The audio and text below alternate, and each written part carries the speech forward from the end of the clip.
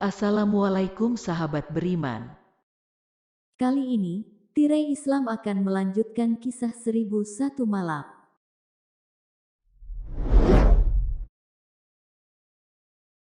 Setelah kisah yang pertama, pesan bagi para hakim. Kisah selanjutnya adalah Abu Nawas mendemo Tuan Kadi. Pada suatu sore, ketika Abu Nawas sedang mengajar murid-muridnya, ada dua orang tamu datang ke rumahnya. Yang seorang adalah wanita tua penjual kahwa, sedang satunya lagi adalah seorang pemuda berkebangsaan Mesir.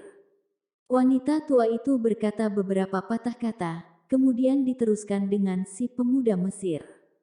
Setelah mendengar pengaduan mereka, Abu Nawas menyuruh murid-muridnya menutup kitab mereka. Sekarang pulanglah kalian. Ajak teman-teman kalian datang kepadaku pada malam hari ini sambil membawa cangkul, penggali, kapak dan martil serta batu.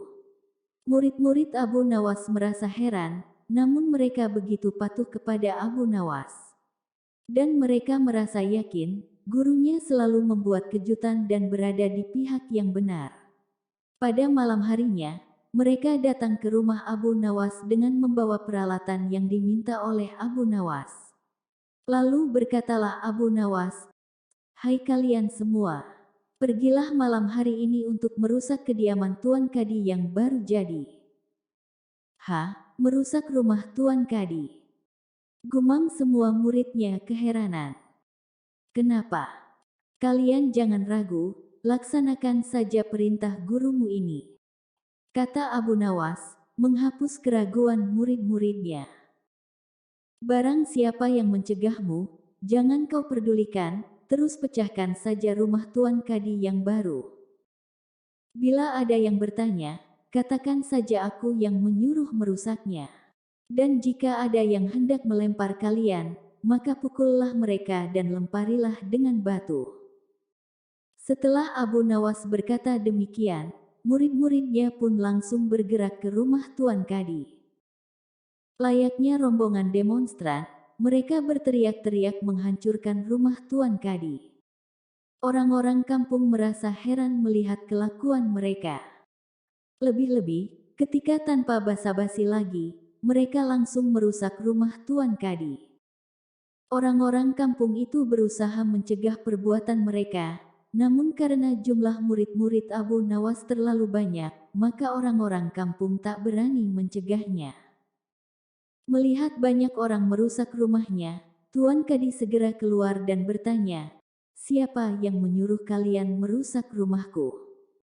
Dan dengan santainya, murid-murid itu menjawab, "Guru kami Tuan Abu Nawas, yang menyuruh kami." Setelah menjawab begitu, mereka bukannya berhenti malah terus menghancurkan rumah Tuan Kadi hingga rumah itu roboh dan rata dengan tanah. Tuan Kadi hanya bisa marah-marah, karena tidak ada orang yang berani membelanya. Dasar Abu Nawas provokator, orang gila. Besok pagi aku akan melaporkannya kepada Baginda. Benar saja, keesokan harinya Tuan Kadi mengadukan kejadian semalam, sehingga Abu Nawas dipanggil menghadap Baginda. Setelah Abu Nawas menghadap Baginda, ia langsung ditanya, "Hai Abu Nawas, apa sebabnya kau merusak rumah Kadi itu?" Abu Nawas pun menjawabnya dengan santai. "Wahai tuanku, sebabnya ialah pada suatu malam hamba bermimpi, bahwasanya Tuan Kadi menyuruh hamba merusak rumahnya.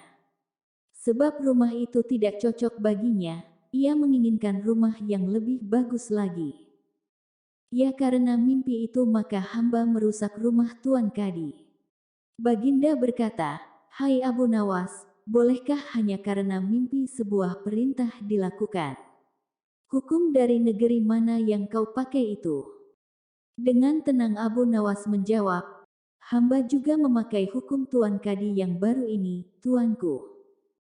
Mendengar perkataan Abu Nawas itu, seketika wajah Tuan Kadi menjadi pucat. Ia pun terdiam 1000 bahasa. "Hai Kadi, benarkah kau mempunyai hukum seperti itu?" tanya Baginda. Mendapati pertanyaan dari Baginda, Tuan Kadi tiada menjawab, wajahnya nampak pucat, tubuhnya gemetaran karena takut. Abu Nawas, jangan membuatku pusing. Jelaskan kenapa ada peristiwa seperti ini. Perintah Baginda. Baiklah. Abu Nawas tetap tenang menjelaskan apa yang sebenarnya terjadi. Baginda, beberapa hari yang lalu, ada seorang pemuda Mesir datang ke negeri Baghdad ini untuk berdagang sambil membawa harta yang banyak sekali. Pada suatu malam, ia bermimpi kawin dengan anak Tuan Kadi, dengan mahar atau mas kawin sekian banyak. Ini hanya mimpi Baginda. Tetapi Tuan Kadi yang mendengar kabar itu langsung mendatangi si pemuda Mesir dan meminta mahar anaknya. Tentu saja pemuda Mesir itu tak mau membayar mahar hanya karena mimpi. Nah, disinilah terlihat arogansi Tuan Kadi.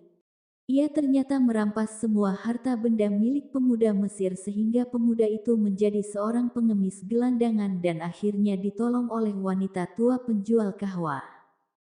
Baginda terkejut mendengar penuturan Abu Nawas, tapi masih belum percaya 100%, maka ia memerintahkan Abu Nawas agar memanggil si pemuda Mesir. Pemuda Mesir itu memang sengaja disuruh Abu Nawas menunggu di depan istana. Jadi mudah saja bagi Abu Nawas memanggil pemuda itu ke hadapan Baginda. Lalu di depan pemuda itu, berkatalah Baginda Raja, "Hai anak Mesir, ceritakanlah hal ihwal dirimu sejak engkau datang ke negeri ini." Ternyata cerita pemuda Mesir itu sama dengan cerita Abu Nawas. Bahkan pemuda itu juga membawa saksi, yaitu Pak Tua pemilik tempat kos dia menginap. Kurang ajar. Ternyata aku telah mengangkat seorang kadi yang bejat moralnya. Baginda sangat murka. Kadi yang baru itu dipecat dan seluruh harta bendanya dirampas dan diberikan kepada si pemuda Mesir. Setelah perkara selesai, kembalilah si pemuda Mesir itu dengan Abu Nawas pulang ke rumahnya. Pemuda Mesir itu hendak membalas kebaikan Abu Nawas. Namun Abu Nawas berkata kepada pemuda itu, "Janganlah engkau memberiku barang sesuatu pun kepadaku. Aku tidak akan menerimanya sedikit pun juga." Setelah mendengar ucapan Abu Nawas, si pemuda Mesir itu semakin mengagumi Abu Nawas. Dan ketika ia kembali ke negeri Mesir, ia pun menceritakan tentang kehebatan Abu Nawas kepada penduduk Mesir, sehingga nama Abu Nawas menjadi sangat terkenal.